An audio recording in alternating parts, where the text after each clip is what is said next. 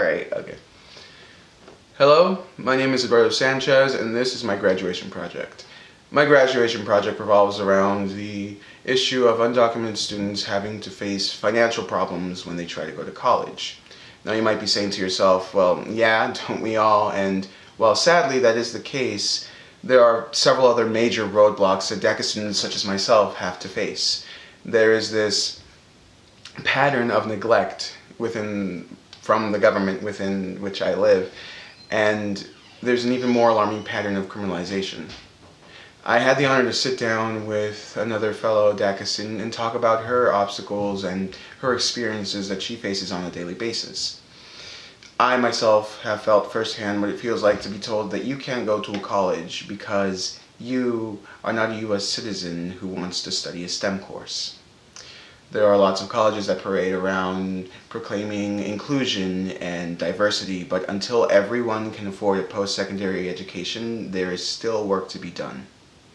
Now, the video you're about to see isn't in the best quality, and I apologize for that, but I believe more in the quality of the words and the stories within this video more than how it's represented, how it's presented to you. But with that being said, I have done my best to clean it up and make it look as good as I can with my limited resources.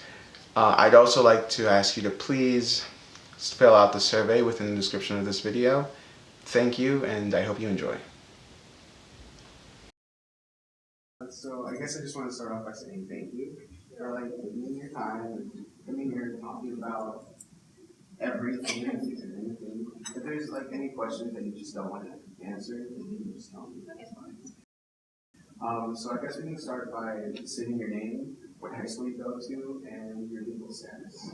Okay, so my name is Brianna Dobro. I currently go to Cato Middle College High School at the Cato campus for CPCC and currently a DACA student. So as we both know, immigrant students are ineligible for instant tuition in federal aid/FAFSA in the state of North Carolina. How did you go about trying to solve this issue? That's when I really started freaking out. So I was like, oh no, that just means it's going to be a lot harder than I thought. Oh, yeah. But maybe I probably just gave myself a few days to freak out about it. When just after that, I was like, okay, I need to get serious about this. So immediately after that, I started looking for any scholarships I could get. When did you find out about the whole in-state tuition stuff? Probably junior year or senior year. Or maybe even at the very end of sophomore year. So, do you know any other classmates in your graduating class that are going to have to go through the same procedures? And do you know if they were able to overcome that or not? Honestly, I sometimes feel like I may be the only one in our class. The only way I figured out that there was actually another Golden Door scholar in our school, from my school. Her name's Cynthia, or Christina. Christina. It's no, the thing is we've never met. She was in student government last year, but I wasn't, so we never ran into each other, and it wasn't until I think I happened to meet the roster for seniors, so she's in my same grade. Or no, the day we presented each other in the group meet, when we were all stating what school we went to, is when I realized that we went to the same school. For the people who don't know what Golden Door Scholars is, can you elaborate more on that? So Golden Door Scholars is a scholarship that's it goes under the Red Metrics Company. They're the main people who run it, but they still have other sponsors along. But basically, it's a scholarship that's a full ride to do any of their partner schools for current undocumented DACA students, and then I think students under a different type of visa. I don't know the name of it. But this year our cohort is 100 students. Yeah. We're both a part of it. But I think the reason I think I don't know anybody is because one, I came from Philippa Berry, and that one was a predominantly black school. So not there is black students who are under DACA, but not enough, or just not any that I would have known of. And I think most of us by those first few years of high school were too scared to talk about it. Yeah. So I didn't find anybody from Philippa Berry that was in the same situation. besides Kat, which was she's another Golden Door scholar, but I think she was from 3 years ago. You know all the Golden Doors. Not, I mean, I just happen to know some people. Oh, that's fine. But I didn't find out that she was a Golden Door scholar until like my senior year, and she was already like I think a year or two into college. Oh. Okay. And then Christina, I didn't find out until we met in the group meet. So it's like not many of us have actually spoken about our status at school. Could you explain more about what DACA is? Just so some people just don't know what DACA is. So DACA is the Deferred Action for Childhood Arrivals, and we have I think the deadline was 2007, I believe, or 2010 around there. You had to have come to the country before then. But basically, it's not a actual legal status here, but it basically says that that you've been deemed as someone who's like not a threat to the country or anything like that. You're just here to study, and most of us were brought against, not like saying against our will sounds wrong. It's just we were so young that we didn't. We were just so young that we didn't even realize what was happening when it happened. So it wasn't our choice to come to the country at first because we were all really young when we came here. But I mean, we wouldn't take that choice, you know. Compared to life, how different your life would be. Because you really think about it, it's like I probably would have done the same thing because most of our countries are in states where it's like we wouldn't be in the same place like us almost going to college if we were back in our actual home countries. There's more opportunities. So it gave us an opportunity here, and that's basically what it is. And like you just have to renovate every 2 years, $500. And they have to make sure that you haven't committed any crimes, you have to have a clean background, and prove that you are either studying or working. The thing is, here in the United States, it's not enough anymore to get just a high school degree. And even though that's still a big help for most of us back in our home countries, we're here because if we already made it this far, then why not try to go even further? Especially with all the sacrifices all of our parents have done, it's like that was their dream, so why not honor it? Especially after all they've gone through, and especially even as Golden Door scholars, being able to go to private schools is a big deal because we're getting a really good education without having to worry about debt and all that stuff, and we can either go back to our other home countries or go to other countries and really build a future that we wouldn't have been able to build if we had stayed in our home countries. Did you at one point doubt whether you'd be able to go to college? Yes.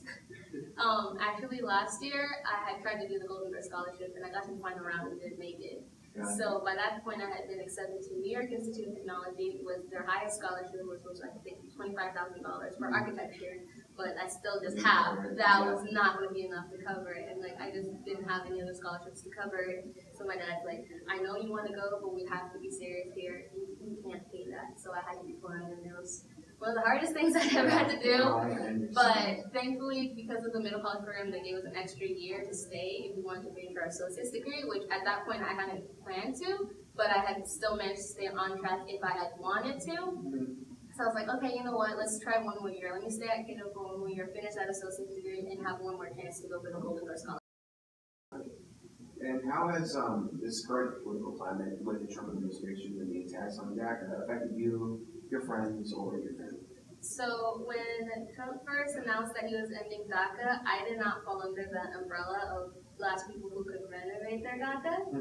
So as soon as I heard the news, I was at home crying my eyes out, and I was thinking, oh God, I'm so close to college, I literally just needed one more little help and then I could go. But when was it Supreme Court that said he couldn't do that, and then they had to keep taking applications again, I felt like because you know how if you have DACA, you have to renew it, I think every 3 to 4 months before the expiration date though. So I was in time for that. So as soon as they said that, I started doing my application. But it's honestly made, as soon as Trump was elected and all that, the atmosphere just got super tense for everyone in the Hispanic community. The day after election day, when they said that he was going to be president, just felt really just tense, and everyone started to worry. You just notice it even in your own household, how your parents aren't really smiling as much anymore because they're constantly tense of what's going to happen.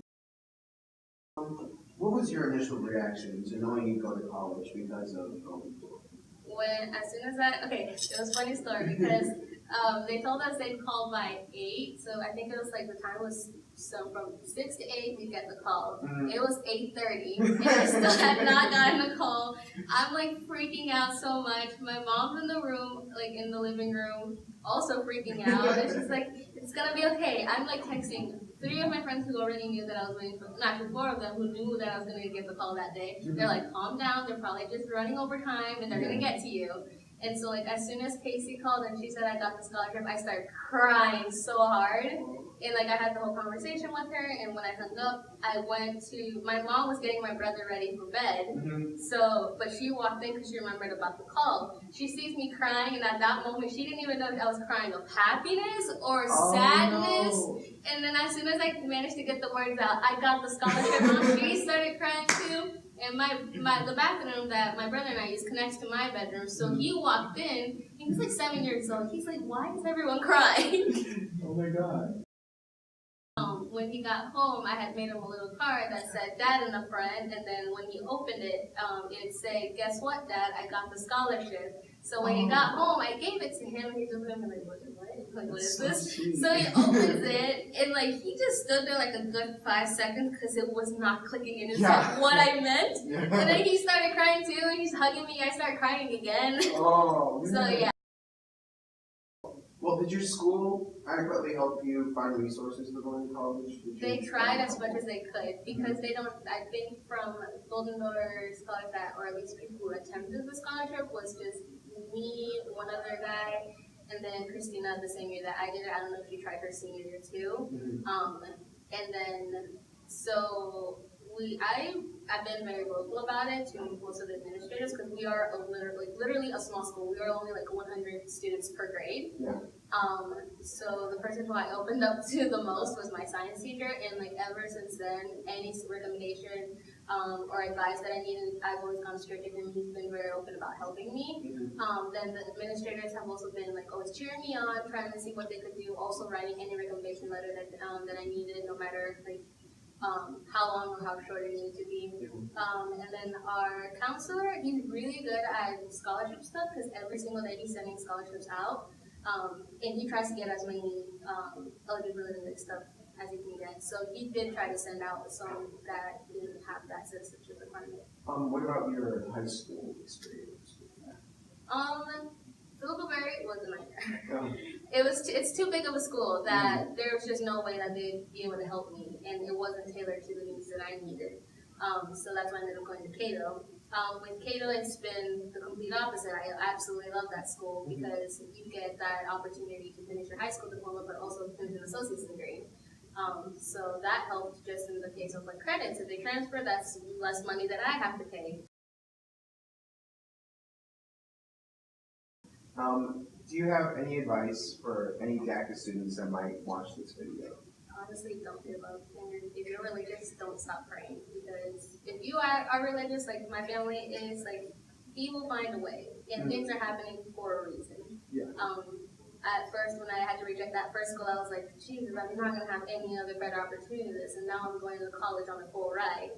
So it's like, don't give up, but also don't just rely on everyone else. This is definitely something that you have to work for. And you have to research on your own. You can't just ask someone to give you that information. Because there are other friends of mine who are in the same boat who didn't pay as much attention to this as they should have. And now they're either going to like CBCC for like a few years and still technically don't even know how they're going to even pay for the transfer college that they want to go to, or just aren't going to college at all. It's like, if you really want it, this is something you have to work for and put hours of work and research into. With DACA, some scholarships restrict you from applying to them just because you're not a U.S. citizen. It's like you can be completely overqualified for everything else, but that one small thing is what holds you back. Exactly. And that's just really upsetting. Because I think everyone should deserve a college education. This record is definitely worth for it. Yeah, of course. But thank you. That'll be the end of the interview. Thanks for being here.